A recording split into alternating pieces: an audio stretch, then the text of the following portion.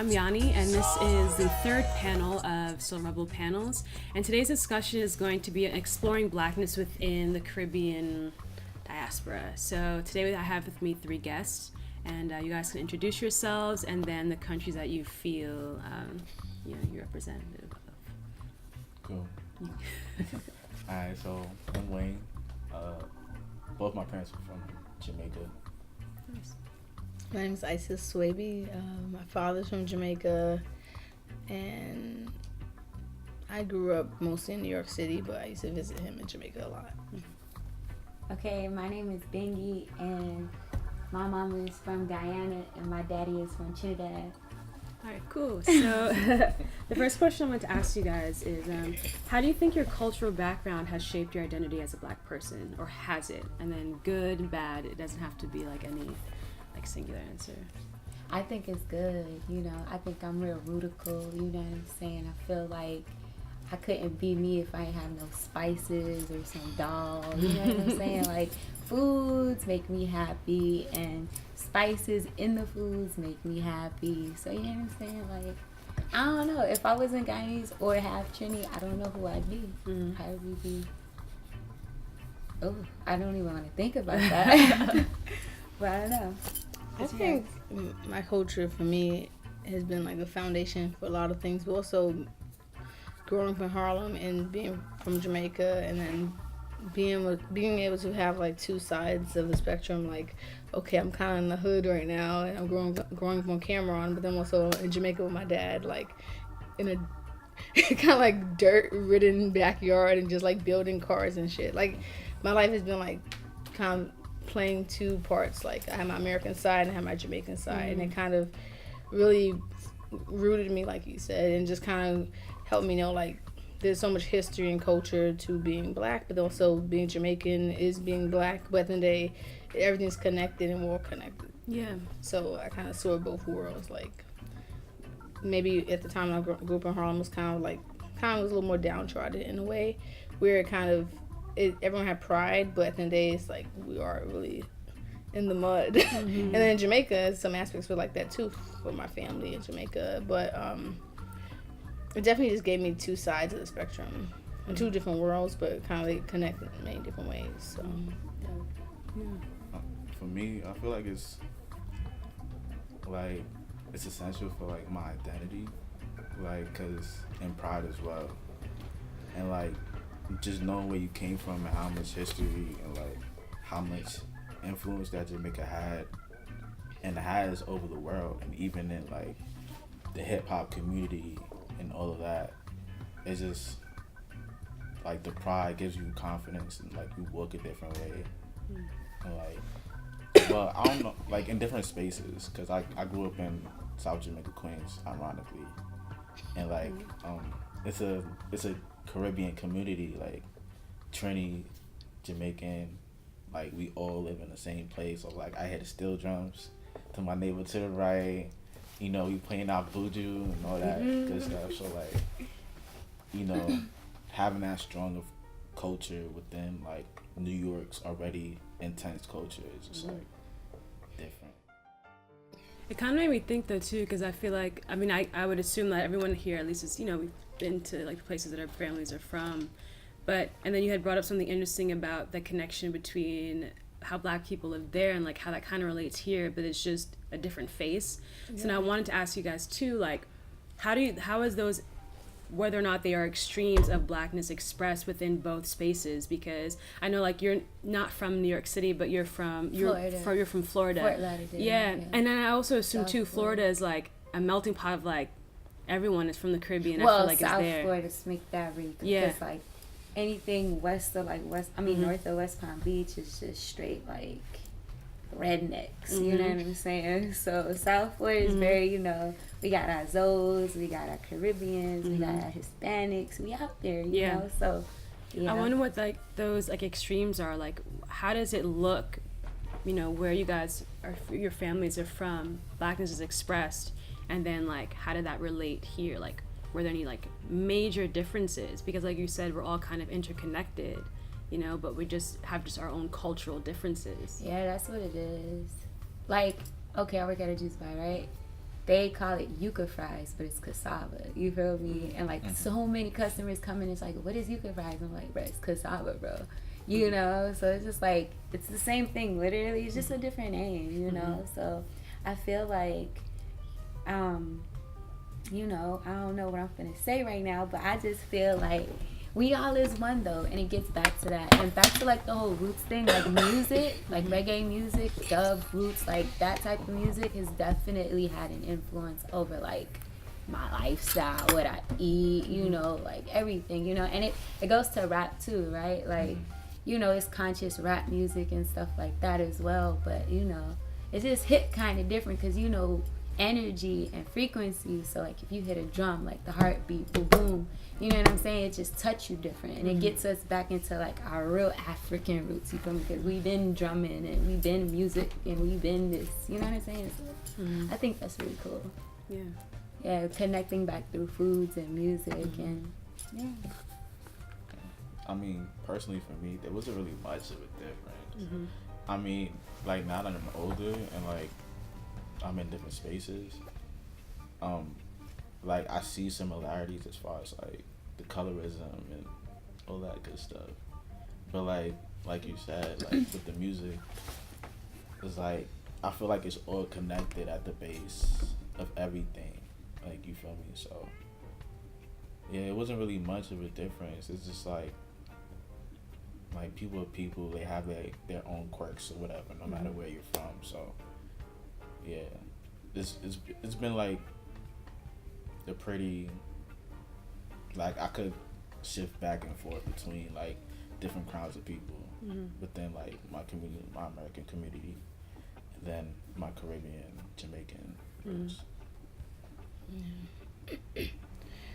You asking what's the connection between? Yeah, like did you see any, not even just differences, but like, you know, how it looked, you know, in your respective country, and how blackness was expressed, and like how people are living, and then basing it here too, because I think in America it's like when you come here it's like we're all just black, which is true, we are, but we still have like these cultural differences. You know, but yeah, definitely the food plays a part in being living in America as a black person, but your connection to Jamaica or even the Caribbean is through the food. Like I feel like that's kind of a base of, I guess, immigrants, is they bring their foods to different places and they kind of create this environment that makes it their own. Like the Jamaican restaurant I go to in Harlem is everyone's there, you know, the whole neighborhood's there. It's a line, you know. People are always trying to eat Jamaican food. It's just like people have a certain respect for Jamaican culture and the other cultures, the other islands also. But I feel like Jamaica definitely is such a small country, but it creates such like waves in culture and history and movies and cinema, and I think definitely it should have more respect for the music and culture that is there. I think people kind of learn about music in a different way. For example, like when I was a kid, I would hear like a dancehall song when I would visit my father, and then when I was in in America, I would hear it like months later, and I'm like, why does it take so long for the music to connect in America, and why does it have to be so commercialized for it to even have an effect on American culture? But it kind of has to be in a way, because it has to go through like, you know, the labels to get to American label to actually put the song out. But I think Jamaican culture has definitely influenced a lot, and definitely through music and hip-hop artists sampling music, reggae artists. Some reggae artists sample my father's music. It's just like he's a dub producer, musician, Augustus Pablo. But basically, I just feel like it's such a connection, but I think sometimes people just take from Jamaica, or even just Caribbean countries in general, or the influences they have, and kind of make it their thing to sell a product. And that's what is very close to my heart. It's where I feel like they should compensate those people they're taking things from. And that is kind of just our black culture in general, where we've been, our ideas and our concepts and our thoughts and our culture has been reproduced for other people to benefit from. And that's something I've been dealing with my own father's legacy. And it's like we are the music, we are the culture, we are the food, we are America, we are Jamaica, we are Trinidad. Like we make up every fabric of humanity. So it's a question like if someone's black enough, if they're Jamaican, or they dark enough or light skinned enough. Like for example, I would tell some people, I'm a Jamaican. Because I said, what are you? I said, I'm Jamaican. They're like, aren't they dark skinned? I'm like, okay, that's really ignorant, first of all. Second of all, Jamaicans have Indians, white people, white Jamaicans, Chinese Jamaicans, and it's a nationality. So it's like, okay, no, we don't all look one way, in one shade, and one tone, you know. But I think that's a big issue with culture. People always want to kind of put it in a box, and colorism is a big issue all throughout the world, really. It's not just Jamaica and the bleaching or China or India. People just don't want to identify as black, I realize. For example, another example is I was shopping somewhere and this Indian guy was there, and I feel like he was actually looking at me, watching me shop and everything, but he's darker than me, which shade doesn't matter to me, but I feel like they don't feel like they're black, right, because they're Indian, from India. But I feel like there is some blackness connected to you. Your shade is... Because isn't there white Indians and darker Indians? So which side are you on? Yeah, but I think people feel like they're not of blackness, and it just seems like they kind of want to exclude themselves from it, as if every negative stereotype is true. Some are true, but not everything is true. You know, and it's different kind of black people. That's why it goes back to being Caribbean. Like, it's different kind of Caribbean people. Right. But people put people in boxes, or, oh, you look a certain way, or your features, or you sound this way, or your parents are Jamaican. It's like, I could be of anything from any island, honestly. But I think people like to have an exclusive club they want to be part of and exclude people, and that's just society in general. I feel like because we're mean. This society's bred different, son. Like, it's just okay. For example, what you said about the whole colorism thing, it's just like, all right, growing up, I went to a predominantly black school, right? And it's South Florida, so I don't like using words like this, but this like what people would call like ratchet or like the hood or whatever you want to say, you know what I'm saying? But it's a rough ends, you know, and because of how I look, you know what I'm saying, the kids at the school would be like, I'm not black and stuff. I'm like, are you dumb? Am I white? Because I'm definitely not white. So if I'm not white, I'm black. You're either or. You feel me? And it's just like mulattoes, for example. Not every mulatto, but you know, some people like to like, I'm mixed. No, you're black. You know what I'm saying? Once you have a little pinch of black in you, you're black. You know what I'm saying? So I don't know. I feel like, again, a certain type of people brainwashed a lot of people, you know, and made us hate ourselves and fight against ourselves, like what they say, to divide and conquer type of ordeals. But it's just like, we now as our generation and as who we are, where we're from, I feel like we gotta kind of unite, like how you did the other panel with like Africa, you know, how you doing Caribbean, how, you know what I'm saying, we bridging gaps, you know what I'm saying, because we all is one, right? So I just feel like it, like, I don't know, the world weird, bro. Like, it's not hard math, so is it? It's simple, but people still don't understand, you know? So kind of makes me think too, because one question that I did want to ask you guys, because I didn't get a chance to ask this in the other panels, is you know, I was doing a lot of like my own research into like African indigenous spiritual based practices, and how a lot of those practices kind of have like infiltrated, like I know like in certain parts of like the South, I believe like the Carolinas and like New Orleans, and then you have like certain parts of the Caribbean. Normally it's usually like Cuba or like Puerto Rico, Dominican Republic, Haiti. These places have like a closer connection to like ancient indigenous African-based spiritual practices, but then they just use, you know, whatever the African gods were, and just kind of like disguise them as like the Christian saints or the Catholic saints. That way their masters didn't think that they were practicing any kind of like, you know, devil worshiping or things like that. But I find that, and like, you know, my father's from Jamaica, and like, you know, I've noticed like, you know, we don't really have like that kind of, there wasn't really like a practice like that. Like we weren't like practicing like Ifa. Like it's not largely known. Like when you think of like Ifa, or you think of Santeria, or you think of Condomble, I don't know it's any not, of those. It's yeah, just so named. like, so like, sensors. yeah, so it's like they're basically from Nigeria, from the Yoruba people, but they just have different names in different places.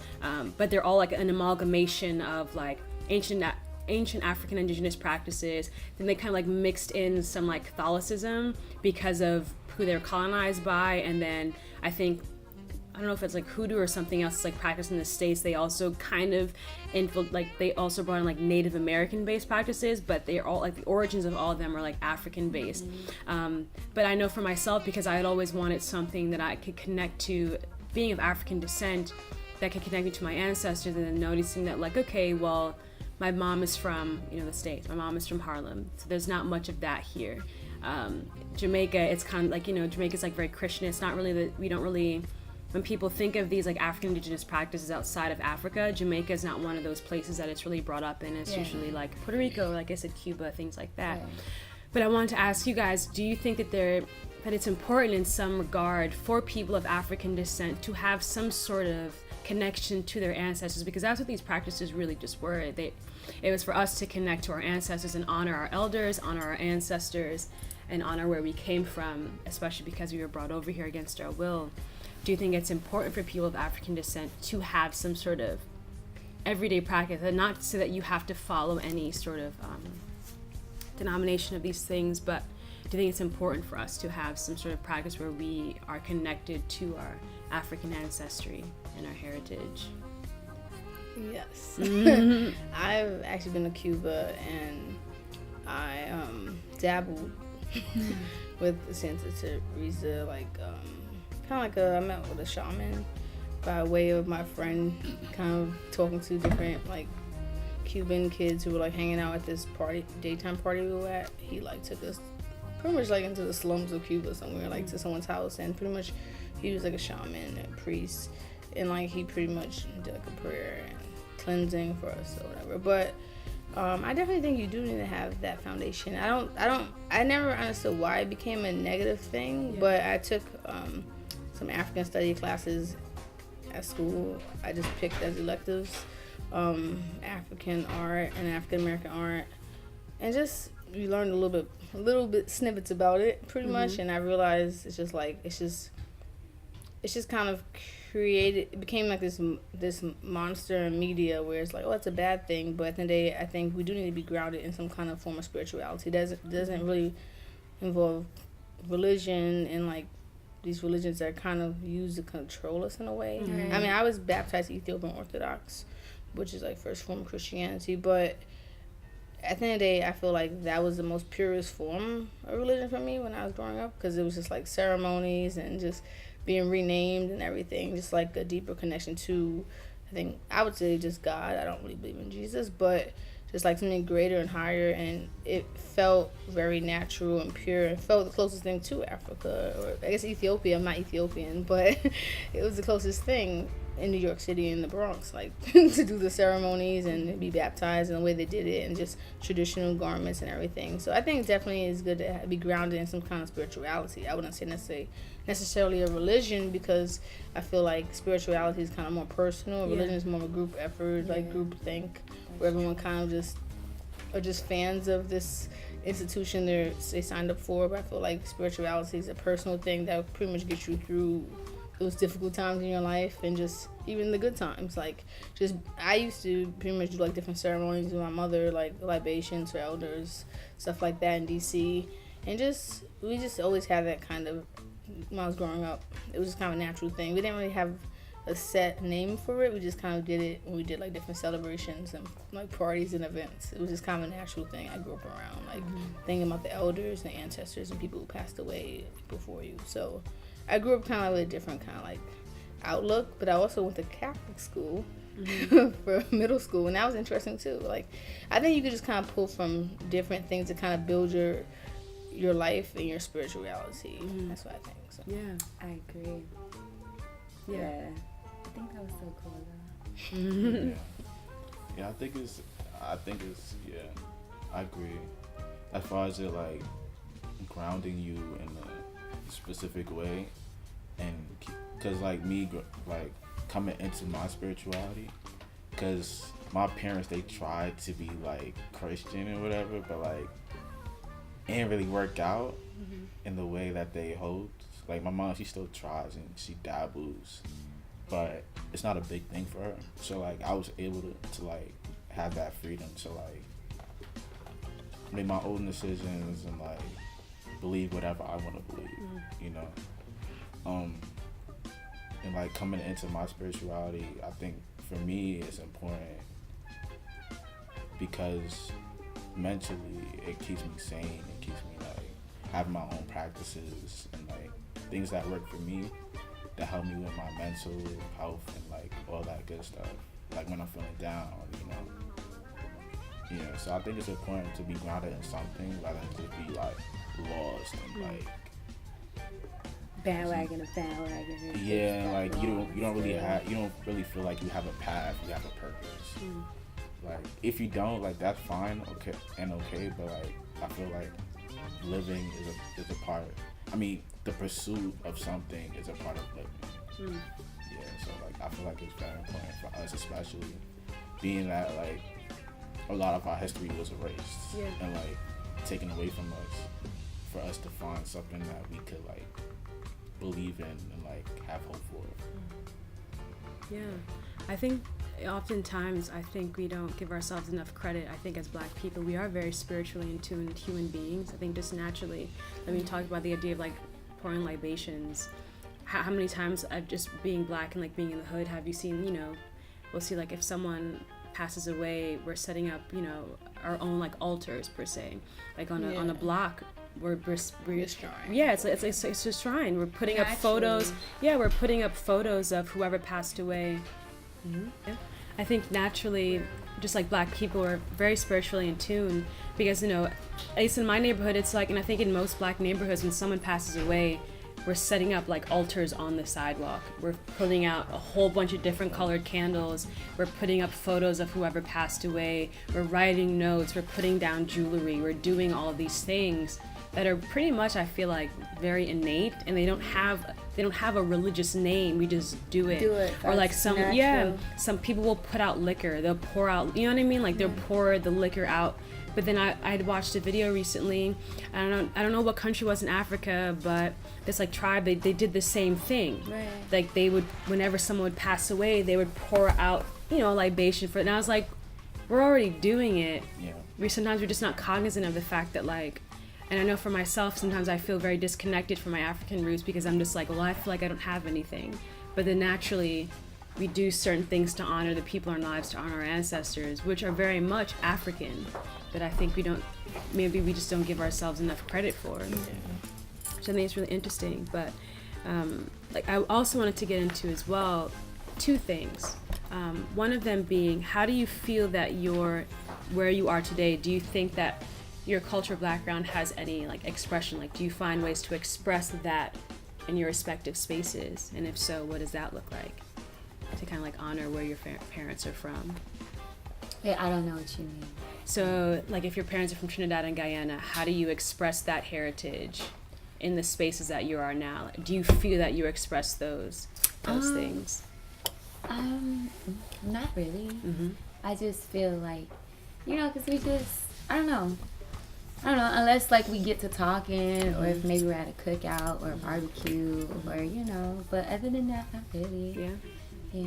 When I DJ, I don't be like, yo, big up, you know, all of the Guyanese crew, you know. You know, I just like but you know, I'm different. I preach on Africa, you know what I'm saying? I don't even look at the different Caribbeans, you know what I'm saying? One Africa, you feel me? So that's all. Yeah. What about you guys? I mean, for me, like, I'm always trying to find that connection, cause like, yeah, like being born here, like I'm a Yankee, you know what I mean? So like, I'm always trying to find that connection, and the way I display it is like through my hair, and like through like my beliefs. Like, I wouldn't say I'm Rastafarian, but like, yeah, man, you just them, the rest is love. That's all. Yeah, like I agree. Like, you know, like it's a mentality, and like I bring that everywhere. So like it's always with me. Like I might not like overtly express it. Like my hair is my only way that you would like distinguish me being Jamaican, but that's not all what Jamaica is. It's just it's a way of life. It's a vibe, you know. I try to express the history the culture that I do have, that I know of, because I feel like at the end of the day, it's so much more to learn about your own culture, not even just visiting, because even 10 days is not enough, a month is not enough. I'm thinking I might actually move there for a few months to really get more time there. But I DJ a party, pretty much in memory of my father, at Lovers Rock, called Aki Rubber Dub Dance Hall. And pretty much I play most of his catalog, mostly dub music. And when people were requesting other stuff, I'm like, this is what I'm sticking to. And I usually bring vinyl and digital, so I do both. But at the end of the day, it's like, for me, it's just a dedication and a memorial for me as his daughter, you know. And at the end of the day, growing up in that kind of space, it's been rough, Jamaican culture versus me, because I feel like people try to erase or undo or reject you. Growing up in America and not really being full-blown Jamaican accent, you know. But it's like I know everything about it, but at the end of the day, I feel like an outsider sometimes. It's not like I'm there and I feel like an outsider, but more like because I did grow up somewhere different. Yeah. And I just visited. So the music for me has reconnected me to my Jamaican roots, and just that is my wealth in my mind. Like, that's enough for me to feel like this fills me up, and I don't need anyone's approval or anyone's I guess like approval. Yeah, just approval in general. Like, it's my family, it's my culture, it's my roots, and I have this thing I say now, like, my culture, my rules. Like, it's my way. Like, I don't have to ask another. Culture, my rules. I don't have to ask a white reggae DJ. Oh, is this okay? Oh, is it okay I do this? No, I'm doing what I want to do. I'm playing what I want to play, and I'm not seeking your approval from the Jamaican side or from the fans of Jamaican culture. Yeah. Because sometimes you get a lot of backlash from people who are not Jamaican.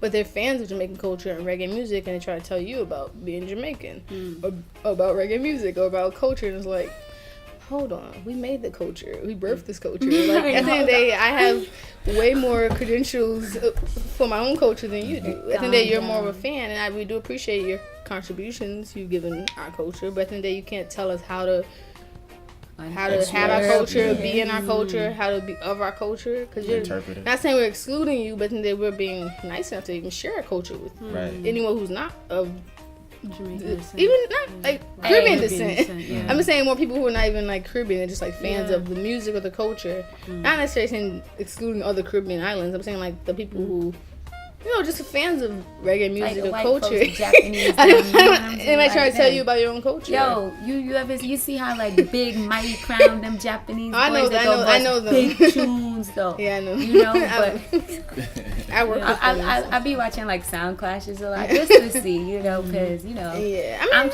they're really good. I'm not trying to like knock. Yeah, I'm not. I'm just saying. I'm just saying at the end of the day, it's like, I think as Black people who grew up in America but have parents of Caribbean descent struggle enough with our own people. Absolutely. And then now we're dealing with like the fans of our own people. Yeah. So it's like, whoa, can I just enjoy my culture and learn about it? And like, if I sound different or I sound proper or I sound whatever, it's like, I sound like a New Yorker, like, it shouldn't matter. Like, it's my father's, my roots, my parents are connected to it. It is what it is. Like, it's in the bloodline. So it's like, I can't really argue with you, but I was about to say something about something. Yeah, I definitely feel like it's just a struggle, I think, within Black America and facing the Black Caribbean, and also Africa versus us. Like you said, do they want us there?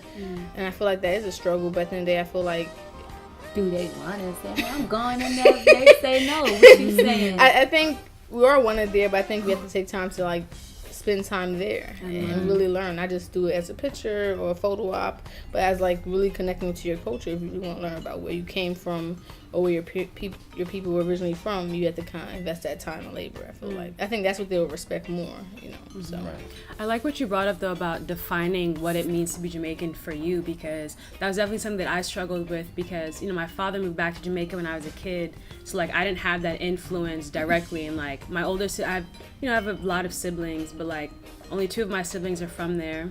My eldest sister, my second oldest sister and like my younger brother, but you know, now him and his mom are in the UK. But so for me, it was always just like, you know, I'd be around people that were not Caribbean and, you know, were not Jamaican, but seemed to have an understanding better than myself of Jamaica because they were fans, where I was like, well, damn, like I actually have family from there and like family that lives there. And I'm still trying to learn what that looks like for me and how I can establish my connection to a place that's not in America. So it's interesting for you to say that you kind of define what that looks like and how that, you know what I mean? Like how that relates to you in your everyday and your personal life, because that's something that I think about too, of just people whose parents are not, you know, those of us that were born and raised in America, but whose parents are not from here, what it looks like for us to kind of define what our heritage looks like for ourselves. Being that, you know, like it's like, okay, our parents are immigrants, you know, they came here, but it's kind of like that, those like two worlds, you know, because Black American culture, you know, it has its own thing, but then, you know, it's influenced like other Black people from like other places, but then how do we define what that looks like within this space for ourselves? And like that's something, and I agree with you, like that's something I'm working on myself too, is like, you know, I do plan on going back and spending a lengthy amount of time there and spending more time with my dad and like trying to find places. You know, we do have like family members there, so like try to spend time with them and kind of just and just like learn, like, okay, like if this is where they're from, let me just like learn. And I get it too, because I know like first time I went to Jamaica, I think I was 13, and although, you know, I'm very much American and do not understand patois for shit, because I don't, I like went and didn't really understand much, but I felt very much at home and I felt very much connected to the place because it was half of my family is from. You know, there were times like my dad would talk to friends and they would be, you know, heavy in patois, and I would just be there like, okay, I don't know what's going on. I feel very much lost, but it's still very much, you know, like you said, it's a part of the bloodline, it's a part of who you are. Mm-hmm. And then it brings me to my next question of like what Blackness looks like. And it's a very like, you know, I think lengthy, maybe like up in the air kind of question, because it's like, how can you even define Blackness? But I think it goes to this idea of how do you define that for yourself? Because there's always, you know, you have other people telling us what Black is supposed to look like, or mass media is showing us what it's supposed to look like, or how it's supposed to sound, or things like that. But as individuals who are of African descent, how do you guys feel like you define that for yourself?